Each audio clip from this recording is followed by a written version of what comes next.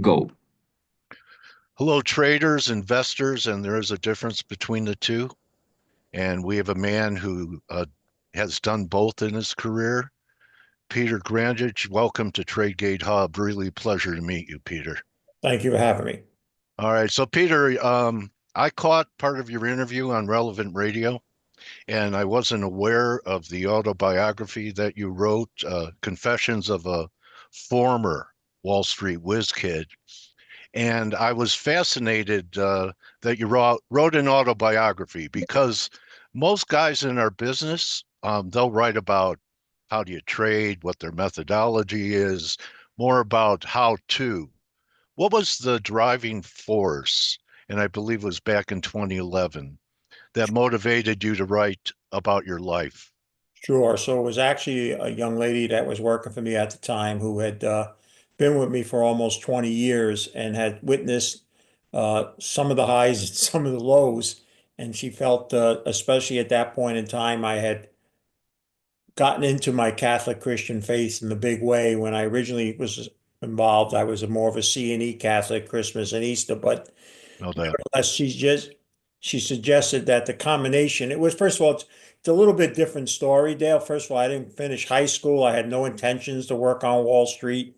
It was only because really that I lost money to a penny stockbroker as I was a warehouse manager that Okay. started the ball rolling. But by 2011, I had some ups and downs, and I had already also gotten very involved working with professional athletes. And she said that she would run with it and she would put it together. And I said, okay, let's do it once. But there's been five editions since because Yeah. God had a lot of other things and plans in mind for me. So but that's how it really, it was never written to make money or, hey, I can sell this book a lot or I can use it a lot to do business. It really was just an idea of someone and I went with it. All right. We're glad you did, Peter. Okay, because in our industry, a lot of people sell blue sky about, you could read a book over the weekend and become a trader, akin to reading a book on brain surgery and then going in to surgery.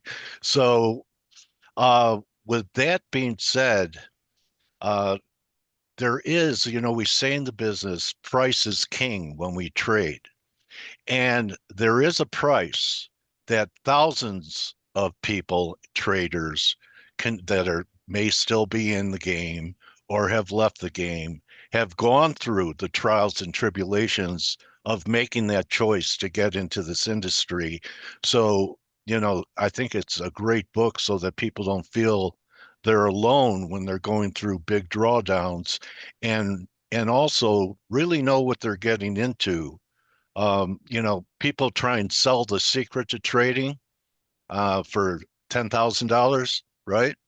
The secret is uh, time and patience and living through adversity. And if that scares you, you should do something else. So, when did you know the financial markets? What I know the penny stock story. What was your first job in the industry? Well, I actually, after turning a small sum of money to a large sum of money, only then to lose it to a penny stockbroker, I started an investment club, and a gentleman showed up that owned a small brokerage firm and convinced me that I'd be better off as what we call back then stockbrokers.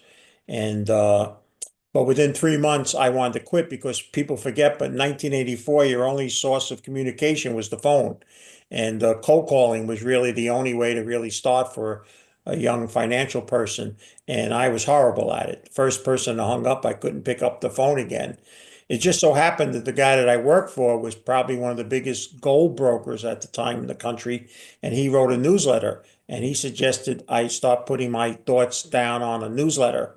And what was born at the time, really as a sales tool, was the Grandich letter. And then because I had some good fortune early on in my career, uh, I got onto the old FNN before there was CNBC, a really traders network at that time. Yeah, Liebe Gift, right, Peter? Yeah, not like The talking CNBC? heads. Yeah, I have no time for that. It's really just a cheerleading headquarters for Wall Street. But Yeah, back then we had, great traders and people that be on there, John Bollinger and others, right.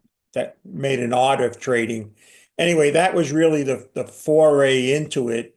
And then in 1987, I got promoted to head of investment strategy because I was getting on these programs and I made a forecast of a crash and the firm wanted me to retract it or resign. And I didn't. And but 6 weeks later, the October crash happened. And then the next day, I happened to say that, well, in 2 years, we should get back to where we were and make a new high. And that was then seen by a gentleman at the time who was the business reporter for Good Morning America. He had me come on, and that was really the beginning of the run, and so to speak, because it gave me national recognition. I would manage some hedge funds, a mutual fund, and it would lead up to me thinking at age 39 in 1995 that I reached the American dream, wealth, ability to not have to manage money anymore, just be a consultant, manage my own money. But by the end of 1999, I lost most of that. And Okay. I suffered the first of three debilitating depressions. And it was really then that the real start to move to a different side of the street began for me. But it would take losses of millions, not once, but twice, and very serious battle with depression and anxiety. And that's one of the reasons why the book is now called The Former Wall Street Whiz Kid, which was not the name. It was just a Wall Street Whiz Kid when it started because I didn't think anybody who could make and lose money like I did twice should be able to be called themselves a whiz kid. So that's why we call it the former Wall Street Whiz Kid. And You're it is a story of a lot of things that people don't speak about in our business. They just don't. Uh, for instance, the firm wanted me to retract it or resign because you can't tell everybody to sell everything and blah blah blah and all that kind of stuff. I'll just say this, Dale. It's not directed at you or any one individual, but I believe if the Archangel Gabriel showed up at most market strategists' home tonight and told them themselves that the market's going to crash tomorrow, even if they believed it, if they went down to their firm, they'd never let them say that publicly. So I right. don't believe there's clear, total unbiased advice in the financial service industry, and I've seen it, and I know what it's like. It's why I never, after that, really worked for a major firm and really worked on my own because I wanted to be independent enough to be able to say yes or no on anything and not have to answer to anybody. Right. So there is inherent conflicts of interest throughout. If you're a broker, you get paid for volume. If you're a CEO, you get paid by your stock appreciation. So it's money at all costs, the bottom line. And there are times, that you have to sell. In fact, it's not a profit till you take it. I want to know, Peter, during that 5 year period, after you thought you had reached the pinnacle. Um, and I know that you had a difficult time, but many people have blown out accounts more than once. Okay. In fact, the best traders have done that. And I believe it was talking to Jack Schwager that we have to learn to embrace our mistakes and our failures. Even though you went through a lot of pain during that time frame, do you believe that you learned your greatest lessons when things weren't going right compared to when you were in the zone? Yeah, absolutely. And the biggest was that I was stripped of a lot of hubris that tends to stay in Wall Street, especially when you're successful. And and that's what really led to my much more involvement into my faith.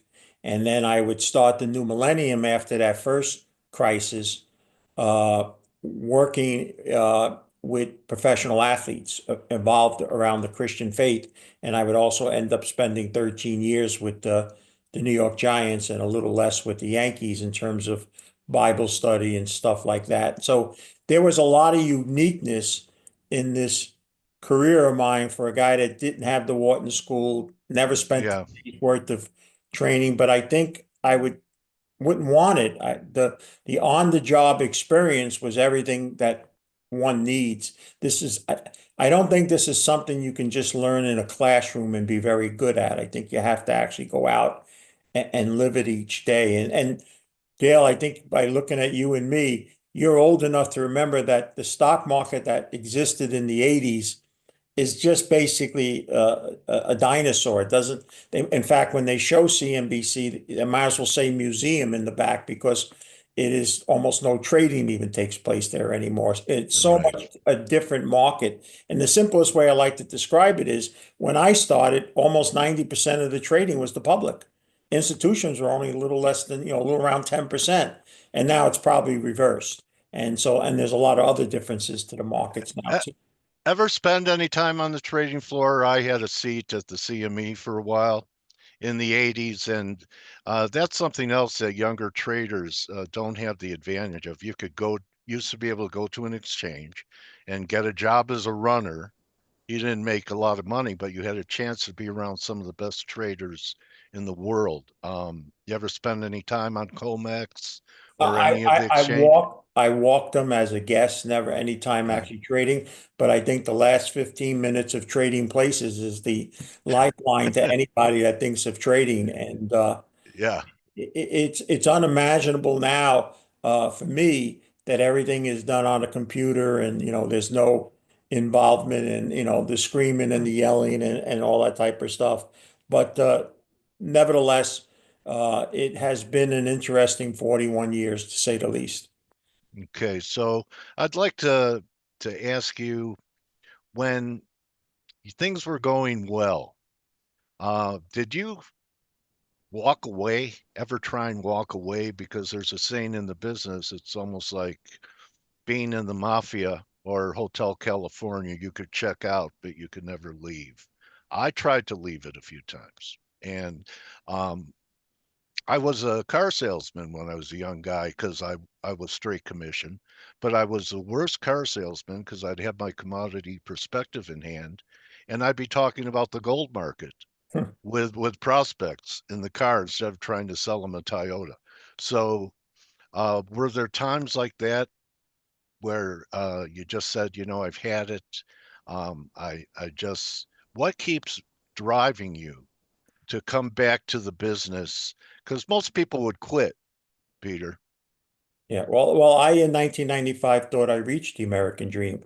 I was 39 years old. I had what the public at large would have said at the time, life money. I bought a huge home. I bought 5 racehorses, 2 race cars, and then I took up a terrible male addiction called golf. And in the absolute top of my ego, I must have played 3 or 4 days in a row, and I was going out for the fourth or fifth. And the wife said, "Are you going to be playing golf again today?" And my line was, "I plan on playing golf every day for the rest of my life." And that certainly didn't work out. So when I came back after the first fall, I got involved, like I said, with professional athletes, separate from going back into be working in the metals business. And that really helped change my life because it not so much of the fame and all that kind of stuff of meeting them and all, but it gave me a sense of seeing people even much, much wealthier and younger than me, but not happy at all. I mean, some of the unhappiest people I've ever met are some of the wealthiest people I ever met. So I never fell out and said that's it, or I gave up and I walked away and I tried something else. Something always had me in and around the financial arena these 41 years.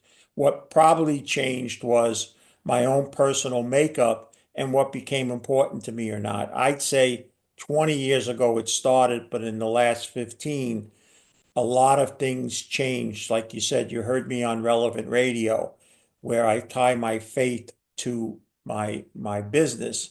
And I talk about a lot of things that people don't want to talk about or certainly don't help sales. It hasn't been a sales booster, so to speak. But the piece that comes out of it is much longer lasting and enjoyable than in the early days when it was all about markets and going on television. I did the CNBC thing as a regular for 3.5 years. And, you know, that's when I was a legend in my own mind, Dale. Okay, I understand that how we could be delusional. I also am interested in uh, you have a unique perspective because I believe you started off as a trader, but you're doing a lot of with the athletes. I'm sure you weren't setting up spec accounts for them. You're doing financial planning for them. And, I want to make the point, and I've told people, I want everyone to learn from my mistakes.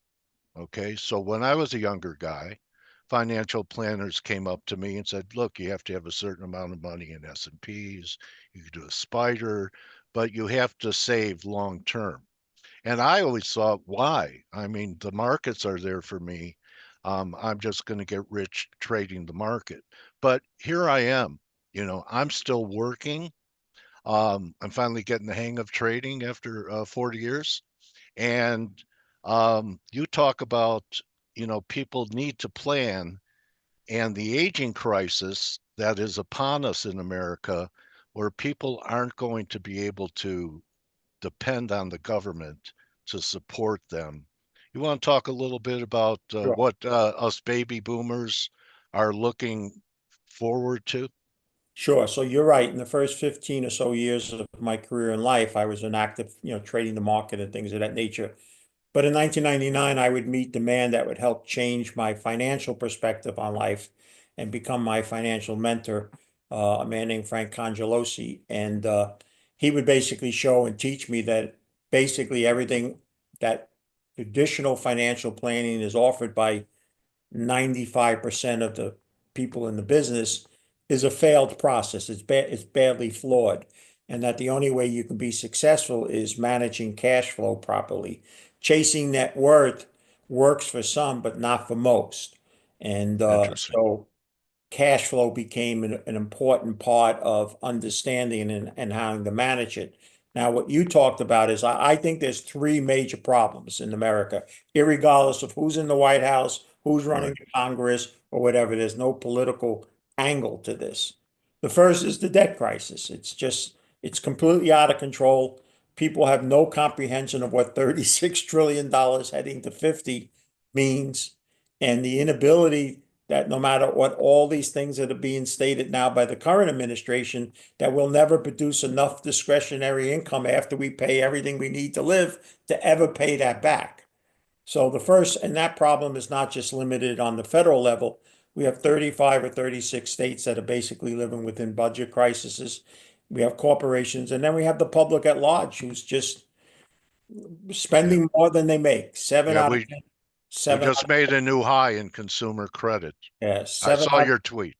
Yeah, 7 out of 10 families spend more than they make, no matter what level they come in that we meet and all. So there's a retirement crisis coming because 65% of Americans are working paycheck to paycheck, and the vast majority of people don't have and are not expected to have enough to retire or retire at least as the beautiful commercials that they turn on Yeah. the television and show them.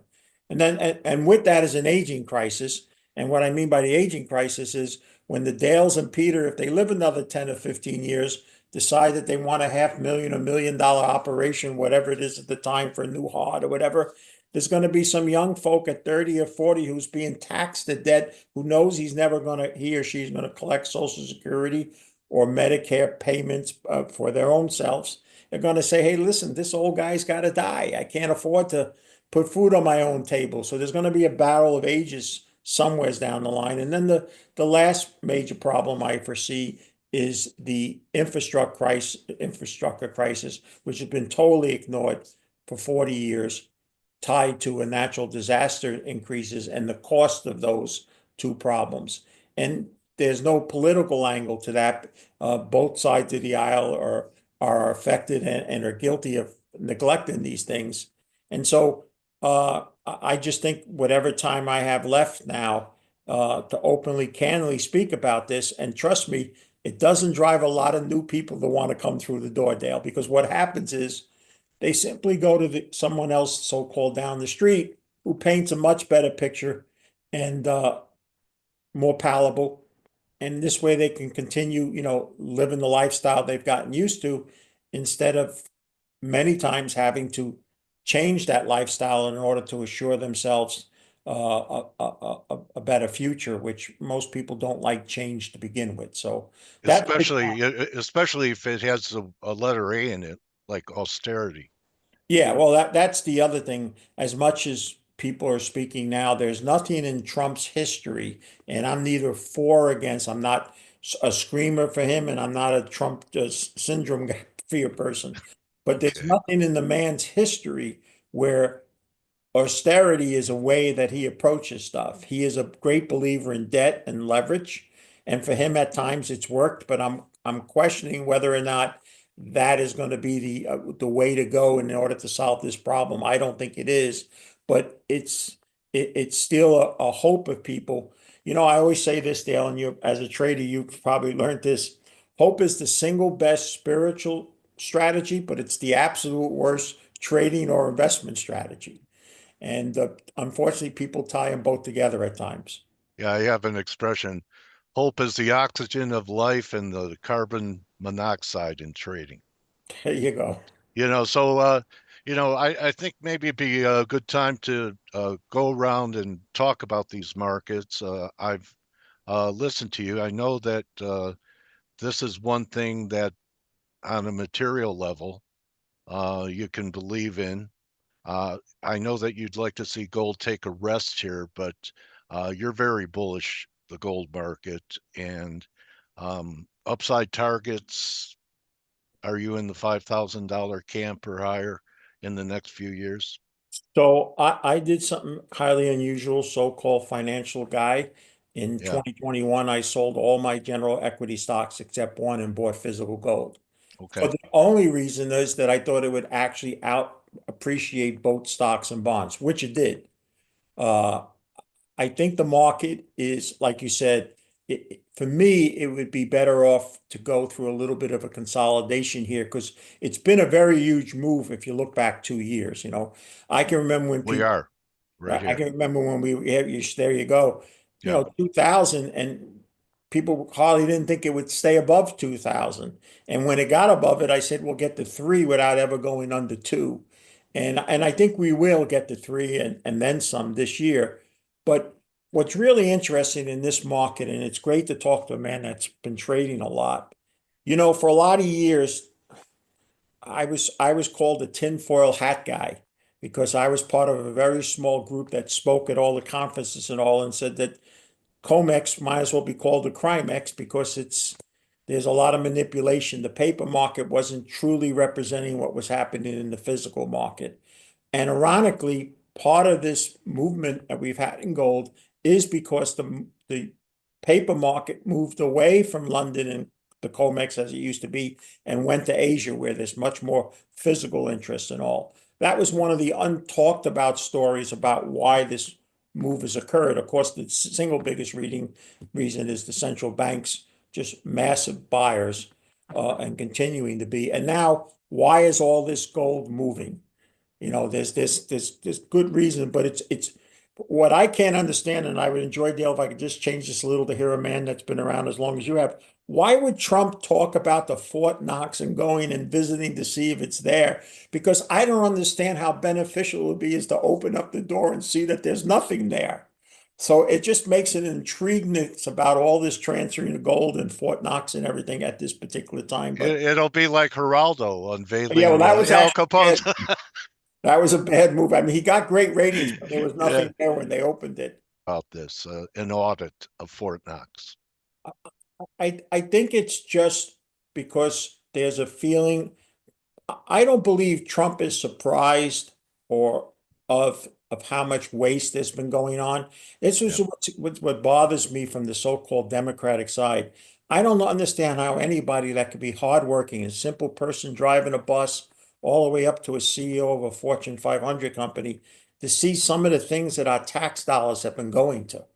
I Yeah. mean, and we're just starting to see it. And people that have been in this know this. How do these people go and become senators and congress people for a few 100,000 a year and then have 50 to 100 million wealth within 10 or 20 years. We should be talking to them. I mean, let's look at Yeah, Pelosi. we should just coattail their accounts. Well, Uh, I'll tell you this, but Dale, and I I respect. I don't think they have to chart. How about you, Peter? Well, that's what I was just going to say, Bill. If Pelosi would take my money right now, I'd give it to her because she's got a trading system that doesn't seem to miss. Yeah. So I mean, you're right. The you know people go to Washington to get rich instead of to serve. So everyone's serving the Tower of Babel. It's the most important thing is to be rich. Have your ideas of money change? Oh yeah. I know that you know I'm content to make more than I need, Well, and I don't need have to make tons more than I need for except to have a scorecard. well, consciously, I made a decision several years ago to live what I would preach, and what I preached for almost 20 years, that less is more. Uh, Scripture for me, biblical is the biblical foundation. People can either believe it's biblical or can just believe it's made up by a bunch of humans. But no matter how you look at it, there's tremendous critical advice in there, in that. Wisdom, a lot of wisdom. And, for instance, you talk to anybody with a financial background, they'll tell you the biggest single problem affecting America is too much debt. Same thing in the world and all. Well, there's not a positive verse in all of Scripture about debt. In fact, there's a lot of warnings about it. So whoever wrote that book, how people want to look at it, was very wise about that. But part of the thing that I just feel is that Wall Street and Madison Avenue, knowingly or unknowingly or a combination of both, convinced people that more money equals more happiness. So if we can help you make more money, your life will only be better. And so come with us.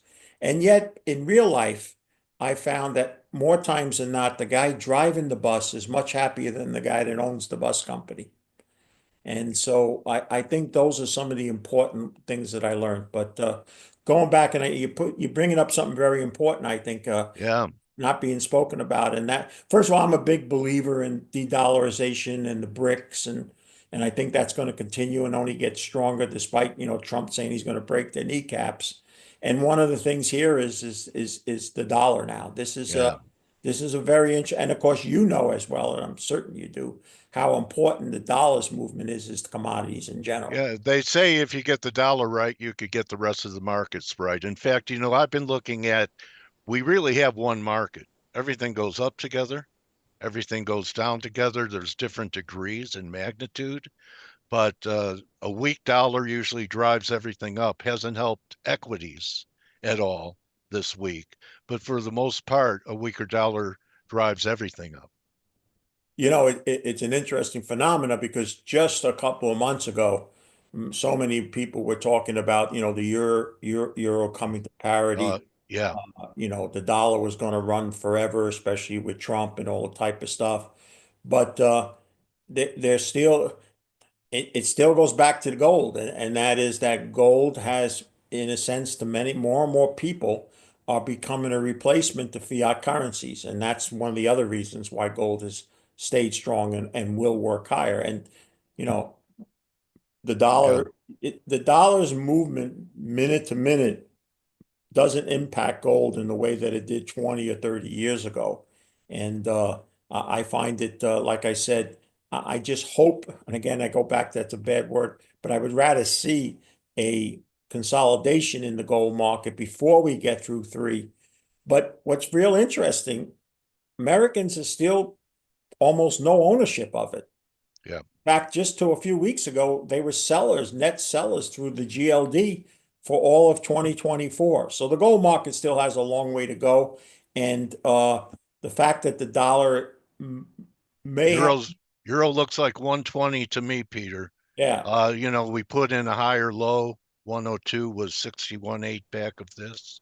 So, I think the dollar could go to 95 um, pretty soon. There's going to be bounces like there always are. But I heard something that may change your mind. You say that being long silver instead of gold, and I know you believe in silver too, but it's like kissing your sister.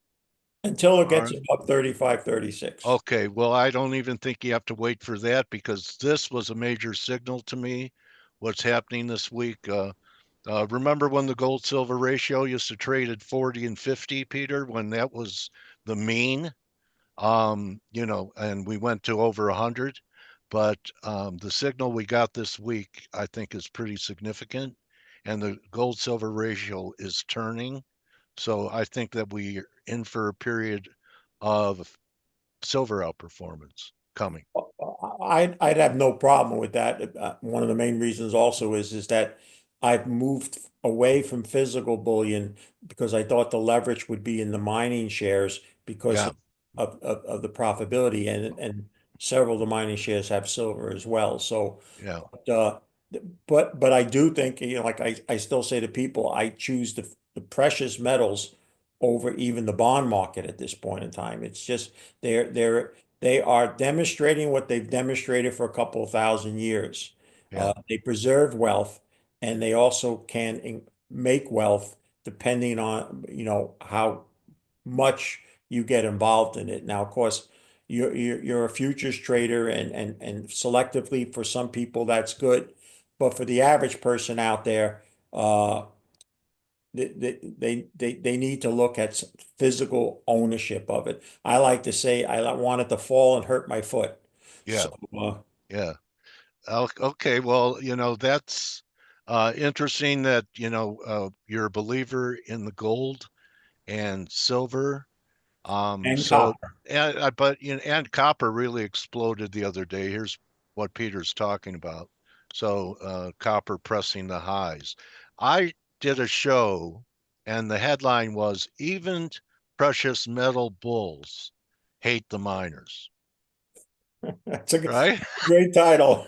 Even the most bullish, five, Absolutely. they hate the miners. So that makes me want to look at the miners. So I know that most people follow GDX. They're the large cap that institutions can buy.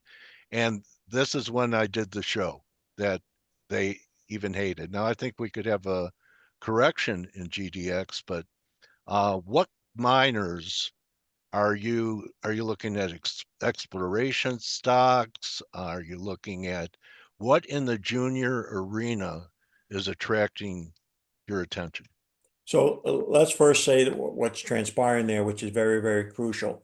At a period of time when even the most bullish stock market analysts, fundamental analysts, is not looking for a big bump up in earnings, Yeah. the average companies, gold producers, significant gold producers are printing money now. Free cash flow is just going through the roof and all.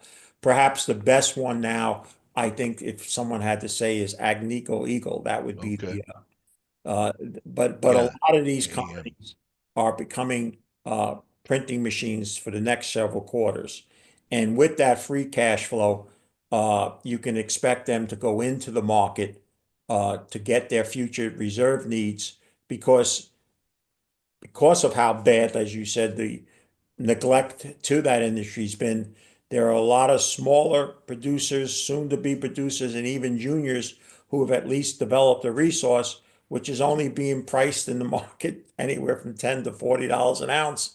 And if you're a Canadian producer, right now, Canadian gold is almost 4,000, and people only valuing your gold at $40. So I'm suspecting, and I made a big bet for my personal self, that these junior, the smaller ones, the more riskier, and they are going to have their day in the sun in a big way. And but if I say, Know your jockey in those, right? Due diligence, know who the CEO is, well, management is management right? is everything, Yeah. everything. It is so crucial. We can spend Other, hours talking about it. yeah. Either way, otherwise it's like what Mark Twain said, two what's a gold mine, two liars standing over a hole. Well, there was a hole in the ground with a liar standing Oh, next. all right. Okay. So let's talk about what a lot of people have and still haven't realized that they're still overpriced. And that's, we'll use TLT as a proxy for the bond market. We've had a nice little rally in the bond market here. A lot of people are gravitating towards bonds because they're afraid of risk. We're making new lows in the S&Ps as we speak. We get through 5,700, there's a problem. So, your view on bonds? I view them as a lesser of two evils, but I restrict anybody that wants to listen, including my own self, to just T-bills. The Okay. risk in bonds is this, and I don't think the average American or the average investor, I'm sorry, financial advisor understands this. It may not soon be the economy strength or lack of that moves interest rates, but whether Yes. or not people believe we can even start paying the interest on our bonds, let alone forget about the principal, which I don't think will ever be paid back. That's going to be the concern as we get into the latter part of this year and next, as clearly I don't see anything that this administration is doing that's going to lower the actual bill. And I think that's a growing concern of people and one of the supportings for gold. And so if you become concerned about abilities to pay interest, I think people are going to demand a higher yield than what the bond market has been offering up until now. I think Okay. a bigger risk even in there is when we go to, well, they don't really call it junk bonds anymore. They call it high yield bonds, even though they're Yeah. not really, because there the credibility of even returning one's money, I think could be questionable. Yeah, and they've been outperforming treasuries Well, for a that's long time. yeah, but there one of the things that isn't discussed why that is, and I see it from the financial planning world, is people have been Yield. chasing yield. They've been chasing yield, so they're not looking at the risk of principal. They just need the yield. I live in a 55 and over community, and the biggest question now among seniors is no longer am I going to die? Am I going to outlive my My money? money. Yeah. And so they're willing to chase yield and take more risk so they can keep living a lifestyle they've grown accustomed to. And that I think will grow into a problem as we get into 2026, especially. I still am not in any type of corporate bonds. I think if I was going to take any risk, because the bottom line is this, if the United States government can't end up paying the interest, it won't matter what corporation bond you have as well. Okay. There's some people that believe that corporations are stronger than the federal government, that these multinational corporations are going to be around even if a government isn't around, that they're the new structure of running the show, are multinationals. Do you believe that? I would still put my money, as much as I'm not a fan and don't in the U.S. Treasury than any one corporation to count on that they'll be here and that somehow the U.S. government won't be. Yeah. Okay. I tell you this, uh, I'll just touch on it. I'm a huge believer in one of the reasons I stayed long in gold, in the formation of the BRICS and the continuing growth of the BRICS, combined with the de-dollarization, which continues to go. And Trump actually became a great marketing tool for them a couple of weeks ago when he basically said, I'm going to break your kneecaps if you decide to keep going forward and not Yeah. deal with me. Yeah. And that's just behind the scenes. 100% tariff on BRIC countries Yeah. if they go ahead with it. Yeah, and that's just going to make them more wanting to not deal with us for a bunch of the other reasons that already exist. So, yeah, I would tell you that I'm not a big fan of bonds, but I stay short term myself, and Okay. I agree with you. I think we'll see a above 5% yield before we would see an under 4% yield on the 10-year. Okay. It's at a real critical level right here. We get through Right. 430. That's going to look better. Why don't we wrap with, in my career, Peter, I've never seen more geo hotspots and more instability. So there's not just domestic issues, there are global issues here. Um, and do you have confidence in, this is a different type of Secretary of Defense in my lifetime. Most of them came up through the ranks. They had military experience. They were in charge of brigades and troops. Had war experience. Are there any geospots that continue to bother you? Do you think we're going to hit Iran with Israel as they move towards a nuclear weapon? Uh, I always say my answer to that question is always this, Dale, and then your viewers can judge for themselves how to answer it. All right. Given everything that's happened up to now, say the last few years with Iran, how would it have been if they already had a nuclear weapon? What Okay. do you believe things would be different? And I say absolutely yes. And Yeah. therefore, if I'm Israel, listen, I'll tell you this. I believe five or six of the Arab countries won't say it publicly, but they too would like to see them eliminated and not have any ability to have a nuclear weapon as well. Yeah. The That's still going to Saudis. be the main hotspot. But uh, China, China is a direct threat to the United States in more ways than one. That's why their combination of working with the BRICS is an extra. And I believe uh, somehow, some way, someone said a long, long time ago, those who control the seas control world commerce. And that might have worked when there wasn't computers and artificial intelligence and cyber theft and all. And I believe China is a very formidable foe. And quite frankly, my line to my daughter, who will be married soon, if she's to have children, is make sure you start teaching your kids how to speak Chinese as well as English.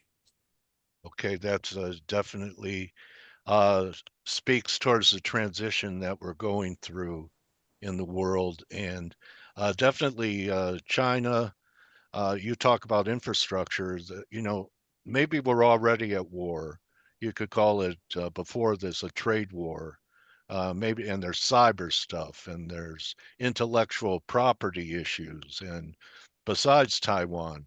And China had that one child policy for a while. There's a lot of young men that can't find wives. So you know where they usually put them, um, in the army. Yeah. So anyway, I I'll really just think that finish with this, Dale, that unfortunately the next world war, if there is one or one on the large scale, will be more machines and technology than what we imagine in the days of the infantry and landing on Iwo Jima, yeah, things of right. that nature, Drones. drones and other type of stuff like that, which is kind of scary because in a sense it's more vicious and more deadly than even sending individuals and all. But Yeah, while I recognize that in my faith and I share it in my work, my faith is still in my Maker, and for me, my Maker is Jesus Christ. And in the end, I believe He's aware of all this. He's allowed it to occur, and if He's allowed it to occur, I can't sit hiding under my bed or in fear or watching television and yelling at it all night because of what's being said on the news. I have to go out and do what little I can, and also to be generous and kind to other people that may not be as fortunate, as blessed as me and my family have been. Peter, what a great message. We could all use a little more kindness here in the world. Your mission is continuing, and I know this message is going to reach a lot of people. So I really am grateful that you granted this interview. And because you talked to me for 45 minutes, you're now my trading warrior brother. In fact, Peter, you're my younger, and you don't hear that a lot. You're my younger Wow. trading warrior brother. Yeah, well, I had a great friend that was once popular on the national stage as a trader, John Murphy. Yes, I know. Yeah, Intermarket relationships. John was Yes. such an honorable, straight shooter, and it was so worthy. And then, of course, when CNBC moved away from anything that was technically driven, now, yeah, they bring on a guy, chart guy, and all, but he taught me a lot. And part of my decision making, especially when it's key time to buy or sell, I use technical analysis to hopefully confirm my fundamental view. Okay, Peter. I tell you, I really, time flew. And I'm really glad that we met and you granted the interview. And I encourage people to go to Peter's website, check it out. If I know you liked what you heard today. He has all his interviews there. Also has a real nice YouTube channel, so you could stay in touch as the world turns. And Peter doing his best to prepare people for what might be more difficult times by sharing not just what he thinks, but his heart with people. And I admire that, Peter. Well, thank you, Uh, Dale, very much. God bless you, and I may God continue to give you the strength because to stay a trader now, I was just putting today, just watching markets trade. I never saw the Dow Jones Industrial fall 500 points in 3 minutes. So that was a yeah. first for me today. Yeah, they used to put breakers on when things like Yeah. that would happen. Well, the machines. Open outcry. Maybe they'll bring it back someday. Anyway, Peter, thank you so much. I encourage people to follow Peter, take what he says seriously, own some physical metal. Doesn't You don't have to be price sensitive if you're not leveraging up. You need to have something like that. And people who are hoping that Bitcoin saves them, Peter, give me a thumbs up or a thumbs down. Well, I call it Bitcoin. So Uh, I think that that I think that should pretty well tell you where I'm on it. and also you described Fartcoin as it's like poop, and it Well, dropped 90% yeah, on that well, day. if you think about it, Dale, mem coins, what value do they have? I mean, poo you Uh, can at least make into fertilizer. yeah, Oh, I mean maybe tiddlywinks with yeah. those little meme coins. Yeah. Peter Grandich, everybody, and this is recorded. You'll be able to watch it again. I know I'm going to check it out. Thank you, Peter. Thank you. God bless you. All right, God, good hunting to you, buddy. So that's a wrap. Hope you enjoyed, Peter. I know I had a great time.